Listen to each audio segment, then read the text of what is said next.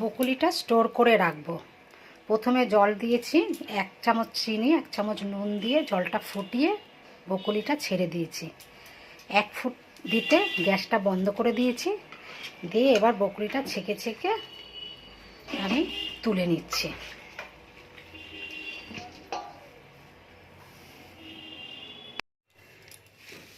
বকুলিটা আমি পুরো জল ভালো করে মুছে নিয়েছি, শুকিয়ে নিয়েছি। নিয়ে আমি প্লাস্টিকের মধ্যে ডিপ ফ্রিজে রেখে দেব। যখন ইচ্ছা হবে আমি বের করে রান্না করতে পারবো। আমি সামান্য জলের মধ্যে একটু চিনি আর নুন দিয়েছি বলে আমার বকুলির কালারটা বেশ সুন্দর এসছে।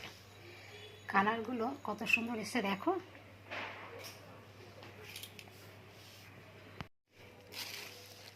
এরকম প্লাস্টিকে মুড়ে আমি সুন্দর করে ডিপ ফ্রিজে ঢুকিয়ে দেব।